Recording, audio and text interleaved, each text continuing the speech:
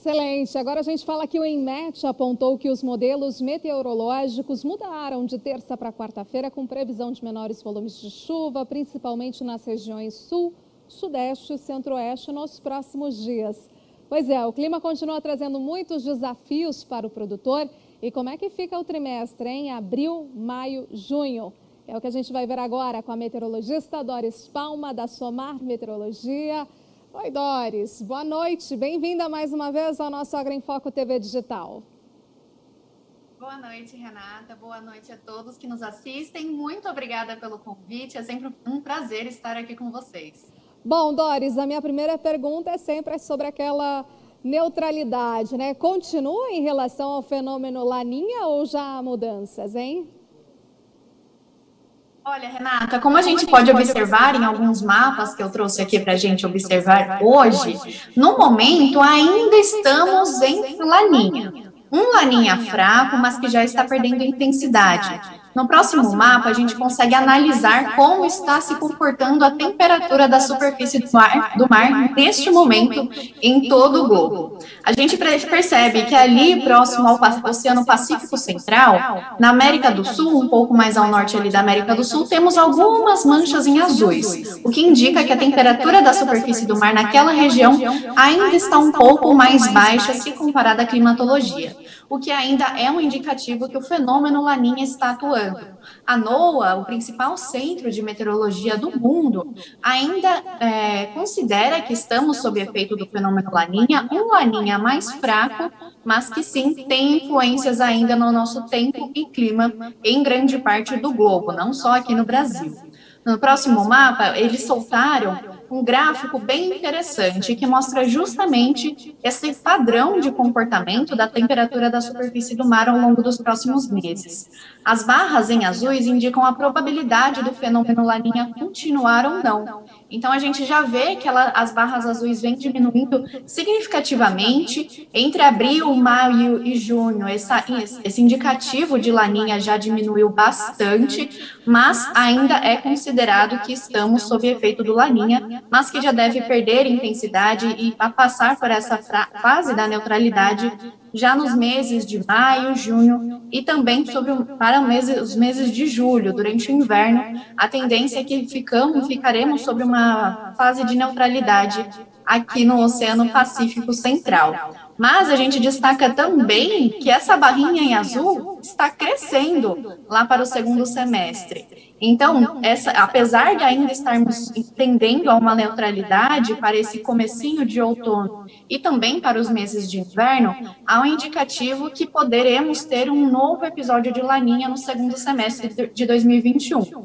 Claro, é uma coisa que a gente tem que observar e acompanhar mês a mês, de acordo com as atualizações dos principais centros de meteorologia. Mas esse Laninha, durante a primavera, pode trazer alguns riscos, sim, de estiagem, especialmente para a região sul do país, que segue sob efeito ainda de alguns fenômenos e deve trazer aí a falta de chuva durante a primavera e também o verão aqui no hemisfério sul.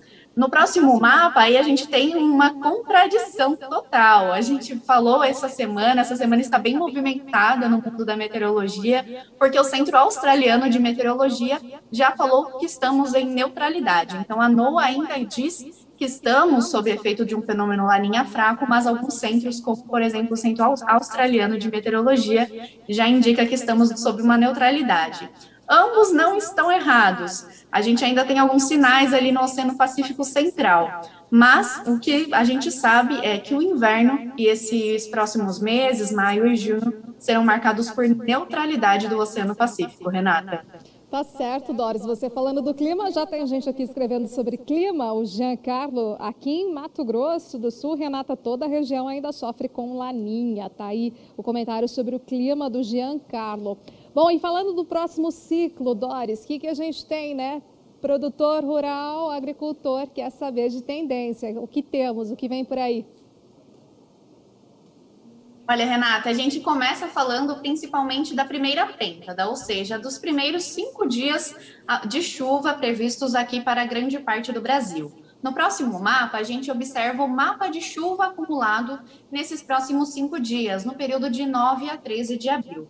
percebemos que tem previsão de chuva forte, especialmente entre os estados de Roraima e Amapá. Nas últimas 24 horas já choveu de forma bastante expressiva, principalmente sobre Boa Vista, em Roraima, com acumulados aí superiores à casa dos 80 milímetros de chuva. A gente vem comentando que essa chuva em Roraima pode ser bastante interessante para aqueles agricultores que pretendem plantar o arroz de forma um pouco mais precoce no estado. Essa chuva aumenta os níveis de água no solo e, quem sabe, mantém essa possibilidade de um plantio mais precoce de arroz no estado de Roraima. Também segue chovendo forte novamente sobre o Amazonas, na faixa norte do Pará, faixa norte do Maranhão, com acumulados aí um pouco mais modestos, na casa dos 30 milímetros de chuva. A gente destaca a chuva bastante forte e volumosa também, que ganhará força em toda a costa leste nordestina ao longo desses próximos 5 dias. A gente, aos poucos, começa a ter a atuação de um fenômeno chamado de ondas de leste, que são ondas lá em níveis mais altos da atmosfera, que, quando associados à circulação marítima e áreas de instabilidade em diferentes níveis da atmosfera, intensificam a chuva na região nordeste do país. Por isso, hoje já choveu de forma intensa em Salvador. O acumulado de chuva na capital baiana chegou aos 130 milímetros de chuva. E essa chuva ainda deve persistir ao longo dessa sexta-feira. Então, fica a atenção, pois essa chuva pode atrapalhar atividades portuárias de exportação de grãos nos portos de Salvador.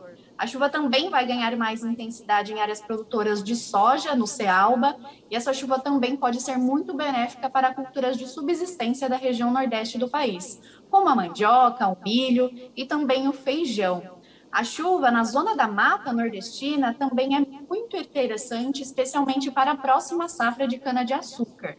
Essa chuva aumenta novamente os níveis de água no solo e aí mantém um bom desenvolvimento dessa próxima safra de cana na região. E na Bahia, a chuva intensa que foi observada hoje e que será observada amanhã também é essencial para culturas como o cacau, o feijão e também as pastagens na região, porque a gente sabe que a Bahia passou por um momento de estiagem, um momento de falta de chuvas durante várias semanas consecutivas. A gente já destaca também chuva forte chegando para o Rio Grande do Sul no final de semana. Teremos a passagem de uma nova frente fria associada a um ciclone extratropical que trará não só chuva, mas também ventos fortes. Atenção aí para rajadas de vento na casa dos 90 km por hora, não só no Rio Grande do Sul, como em Santa Catarina. Mas os maiores acumulados de chuva serão observados no estado gaúcho. E essa chuva ela pode atrapalhar, sim, algumas atividades de colheita, tanto da soja quanto do arroz no estado. No centro-oeste, a gente destaca a chuva benéfica para o milho safrinha. Algumas regiões que já plantaram milho safrinha serão beneficiadas pela chuva dos próximos dias. Já choveu de forma bem expressiva nas últimas 24 horas, 48 horas. Essa chuva ainda deve perseguir pelo menos ao longo do final de semana, entre o Mato Grosso e também sobre o estado de Goiás, com acumulados que também variam na casa dos 40 milímetros de chuva. Agora, por boa parte de Mato Grosso do Sul, grande parte da região sudeste, no sertão nordestino, e sobre o Paraná e Santa Catarina, pelo menos ao longo desses próximos 5 dias não há previsão de chuva expressiva. Uma massa de ar mais seco predomina sobre estas áreas e não há previsão de chuva.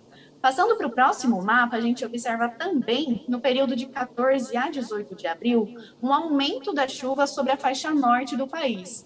Acumulados na casa dos 60 milímetros são esperados entre o Amazonas, Pará, também sobre o Maranhão, Piauí e Ceará.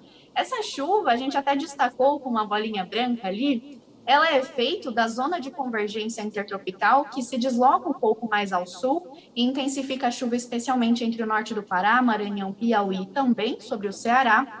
E também uma oscilação muito conhecida chamada de oscilação Madden-Julian. São áreas de instabilidade em diferentes níveis da atmosfera, um pulso de chuva que se desloca desde o Oceano Pacífico até aqui o Brasil. Esse pulso de energia ele favorece a formação de nuvens carregadas e chuva mais forte em toda a metade norte do país nesse período.